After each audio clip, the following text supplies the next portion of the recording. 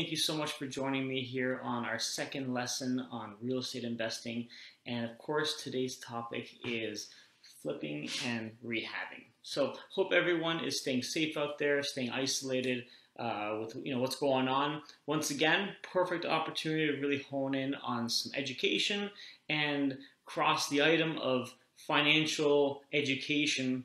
Start chipping away at that process, because of course, if you have a little bit of time here, sitting at home, wondering what you can be doing, this is one of the best things you could do to definitely start working on yourself and working on your family and your legacy and what you can do to better yourself down the road. Okay, so getting right into it. Once again, we're going to go through 5 very simple steps. We're going to rip through this pretty quick. If you guys have questions, please send them into the comments, and we can get to them when we have a chance. And then we'll make sure everyone gets their questions answered, even if we have to have private calls. Okay. So first things first, what is a flip? We're going to go through that. Second is understanding all of the moving parts. Okay. 3, make your money on the buy. Very important part. I'll be going through that as well. 4, we're going to go through an actual example that we did just last year. So. And then 5, what's the best use of the flip rehab strategy? So first and foremost, what is the flip/rehab? So the flip in itself is when you buy a property, you renovate it, and then you put it back on the market and you sell it. We prefer actually to use the word rehab, because flip kind of has that, you're a flipper, like that kind of connotation to it. So we prefer, when we're rehabbing a property, we're rehabilitating it and we're putting it back into the market, effectively, and it's now going to serve a wonderful purpose for a great family. So we take a lot of pride in our flips. We make sure safety, all the things that sometimes people like hide behind the walls, those are the things we go in and fix. So that's a very key component. I suggest that if you guys are getting into the flips as well, take that as like an ethical moral, that with great power comes great responsibility. We know a lot of properties out there that have been done kind of half-ass, and that's not something that we stand by. And of course, if you're going to do it, you want to do it right, not just make it shiny, right? So the flip, super straightforward. You buy a property, you put money into it, and then you sell it, right? Maybe not so simple, right? There's a lot of things within a flip that a lot of people sometimes don't consider. And that's what we're going to go right into, is all the moving parts that come with a flip. First of all, a flip, in my opinion, is actually one of the harder strategies to do in real estate investing. And the reason is because there's the gamble element, the appreciation element. You're putting a lot of your eggs into the market. For example, in a time like this, we have flips that are currently in the process of closing. We're currently renovating properties right now for this exact purpose. And now we're sitting there, okay, well, do we have a plan B in case we can't get the number that we're looking for to exit? Now, luckily, we have enough cushion where we've done our things correctly that we're not necessarily worried about that on our particular projects, but this could be a serious risk for some people, right? So when we're talking about the moving parts that are integrated within the flip, there's a couple of different elements. So one is obviously the market. We're projecting what an ARV is going to be. ARV stands for after repair value, right? So when we buy a property, we have to think about it with the end in mind. So we're thinking, okay, we buy this property at $200,000, we need X amount of dollars into it, and then we can sell it for that amount. What if that amount comes down by $20,000? What if you're only projected to make $20,000 and now you sell and you've broken even? Was it even worth doing the project? I can tell you honestly, like one of the first flips that I ever did, we made barely any money at all. And it was a great lesson, don't get me wrong. I call that one the school of flip.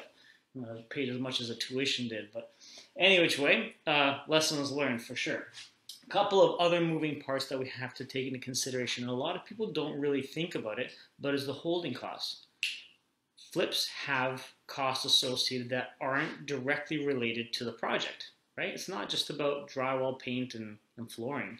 Sometimes we have private money on the deal, right? So when we do our flips, we typically get private money from lenders out there, and it's at a higher interest rate. And the reason is that the properties that we buy are typically in such a distressed situation that it doesn't work. Like the banks, lenders won't even look at it.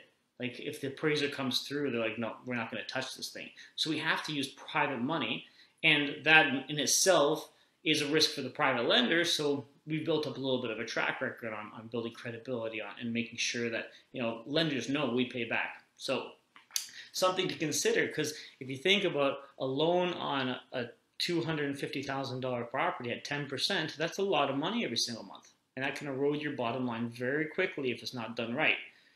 Another thing is, of course, your property taxes, your hydro, your heat, your insurance, right? These are all costs that when we're looking at the rough numbers, people sometimes don't really think about those. And what about the buying costs? So there's land transfer tax, there's lawyer fees, and then the selling costs, well, realtor fees, right? We too pay realtor fees. We're realtors, but we pay out realtor fees.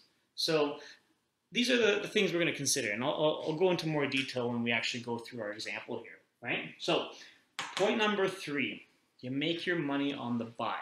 This is so incredibly important. When I first heard this, I didn't quite understand what it meant. It's like, what do you mean I make my money on the buy? A lot of people, I find that they get so hungry and they find a property and they try and fit the cylindrical peg into the square hole, and it just doesn't fit. And by that I mean they buy a property and they're like, okay, well, it's going to take $50,000, and then they realize it's going to take an extra $5,000 because something else came up unknown. Like, oh, well, we can just squeeze this out of the paint line item, and we'll make sure that gets done.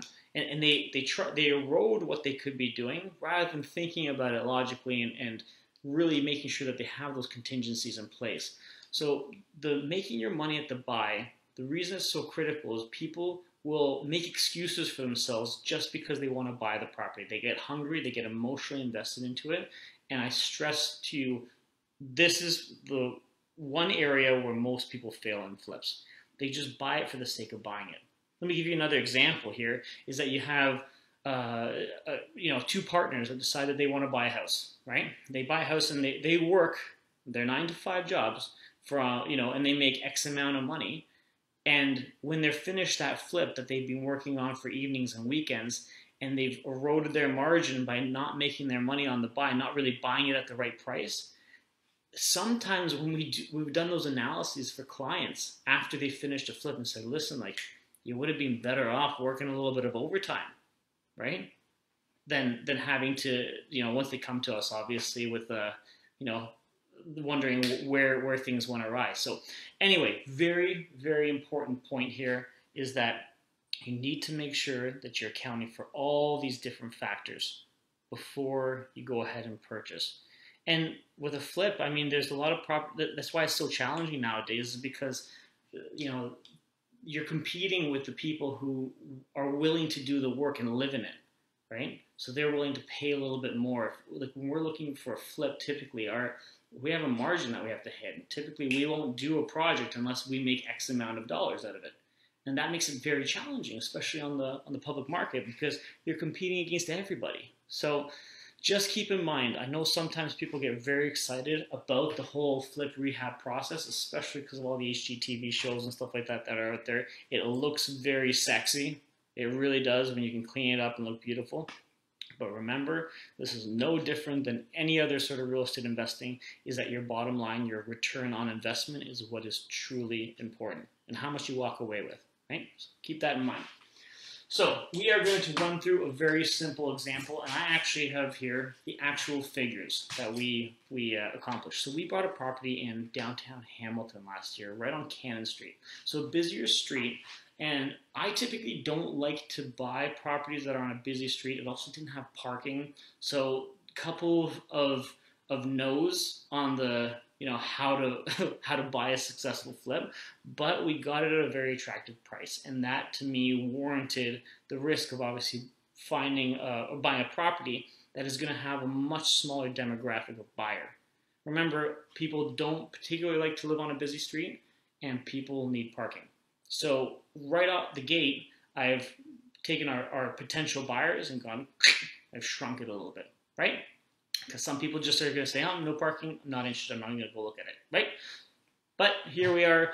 So we actually bought this property. So our purchase price was $230,000. Okay, and we looked at the property after looking at comps and things like that. We had thought that, okay, well, when this property is all said and done, when it's completely renovated, we're estimating that our after repair value is going to come in at $350,000. Okay, so there's quite a significant amount of spread there, and there's a lot that we can do. So the property itself was a bit of a can of worms, unfortunately, for once we started opening up walls. But I'm going to show you what we did to protect ourselves from falling into a situation where we lost, right? Which we didn't. We actually were quite successful on this one. So looking at our construction, the line items here that and I just clumped them into higher categories just for the sake of time here. So we had exterior repairs, that was in the amount of 10 grand, okay? We have mechanical and electrical, that was $5,000. I'll leave the dollar sign out just to keep things uniform here. Interior cosmetic. So interior cosmetic is going to be paint, flooring, baseboard, like trim, that kind of thing. We had kitchen and appliances. That was $10,000 as well. Now these numbers, obviously there was plus or minus dollar figures, but once again we're going to keep it round numbers. It all added up to the same on our end here. So waterproofing, basement waterproofing. Now, did we need to do basement waterproofing to sell the property? Probably not. This was an item that we decided to do because there was a lot of moisture coming into the property. And for a potential seller down the line, we said, you know what, forget it. We're going to do this up so that the future seller doesn't have to worry about this. And truly, from a buyer's perspective, when somebody walks down the stairs and sees that it's all being completed and it's all internally waterproofed, there is a part of them that, you know, if it's a good feeling. People know it's being done right. There's a warranty on it, that kind of thing. So that was $10,000. And last but not least, which is probably the most important line, contingency, no T there, contingency. So your contingency is your lifeline in case anything happens. Now once again, we're dealing with distressed properties. We're dealing with sometimes properties where you can't necessarily get into every corner. You can't see where things are because there might be stuff in the way or whatnot. But you're going after the deal. So you have to build in a little bit of a buffer. This is the oh crap buffer. If anything goes wrong, you are okay because you can pull out from this. And hopefully your estimation hasn't been so far off that you erode that plus more, right? So we put in a pretty substantial contingency just in case. And actually in this property, we found a couple things that we thought checked out. For example, we saw some knob and tube that was tied in behind the walls once we started opening things up. Okay, so what are you going to do? You're going to just bury it? No, we got to fix it, right? We also found that there was some pipes that were leaking. At the time, it was exposed and it looked like it was recently repaired, so we just had to patch it. But no, right? Once we actually got the water flowing, we started to rinse things off, we noticed that it was dripping in other places. So once again, what are you going to do? Leave it? No, we're going to fix it and make it right. So this was our total construction budget.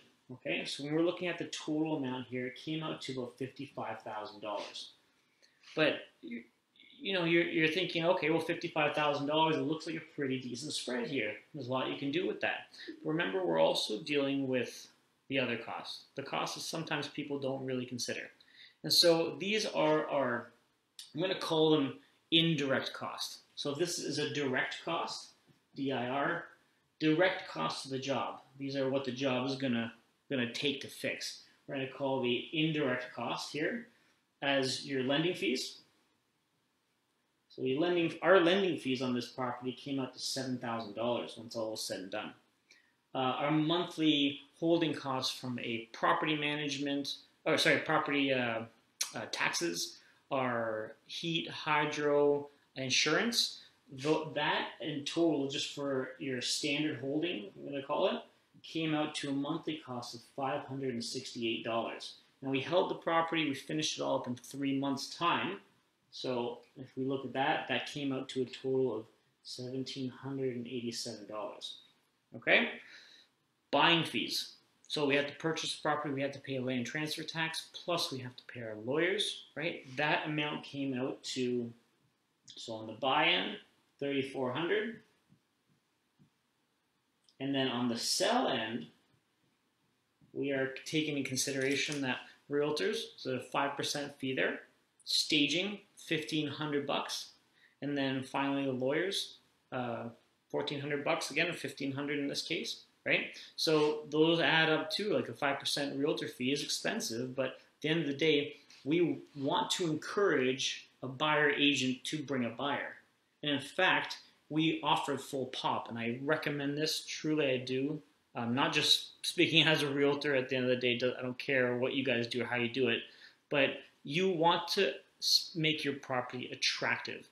If I have a property listed at 2.5% commission to a buyer agent, and another real estate agent has one down the street listed for only 2% commission, where is that buyer agent instinctually going to bring their client?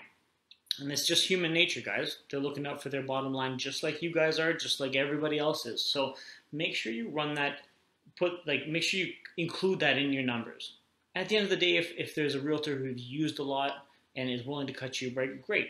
Goes right back in your pocket, not a problem at all. But run your numbers at the full pop. Never hurts. Staging. Now, staging is the one I also included in here. We staged this property. I really recommend everybody stages their flips. Unless you have like a pre-buyer or someone who's already seen it, swiped it up, no problem. Or you're like confident that it's the only one in the area and it's just a knockout, fine. But if you want to make sure that your property is red hot on the market and people are drooling over it, staging does such a good job at that. I don't know what the actual stats are, but I think like the stage property sells like 30% faster on the market and for like 3% more, something crazy. Consider that for a small fee, it actually works itself into a great return for you. So our selling fees on this project itself were for the realtor fees and the staging and the lawyers. So realtor fees at the 5% was $17,500, and the staging and lawyer combined was $3,000, $1,500 each. So we're talking about $20,500. Okay. So when we take our total construction amount, which is $55,000, and we take all the fees that are included in the buying, the selling, lending, holding, our total fee at the very end is $87,687. It's a big change in a number from what we thought originally, $55,000. It's like, if you think about it, it's like 30% of this amount added on to it, right? So don't forget the holding fees. Don't forget these indirect costs, because they are true. They're real costs. They have to be paid. Now, there's ways that you can save, obviously. If you're going to put in the money yourself instead of using a private lender, you can save a little bit of money there. If you, for example, for us, we're real estate agents, so we save a little bit of money on the selling side of the commission, or the listing side of the commission, sorry. That's where we can save. You might be able to do some of this work yourself and save some money there, which we're at a point right now where we have a rule where we don't touch hammers anymore. Our time is better spent looking for the next deal, looking for the next opportunity.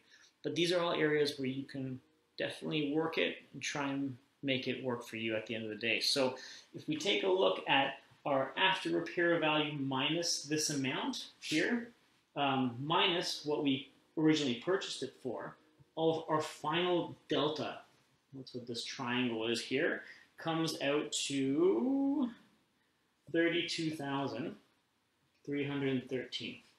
Now in 3 months' time to make $32,000 is great. You know, that meets our criteria. That's what we were looking for. And remember, we're not on the job site doing the work every single day, so this makes sense for us. It makes sense for our model and how we want to work projects like this, right?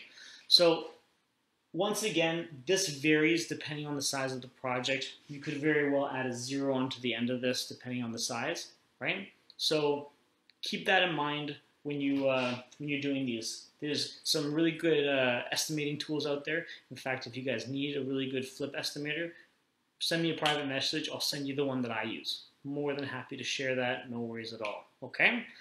So what is the best use of the flip strategy? Remember, as real estate investors, we want to be investing long term. That's the way I see it. Maybe not. I know there's a lot of full-time flippers, but remember, you stop flipping and you shut the tap off on your income. That's it. Flipping is no different than working a 9-to-5 job.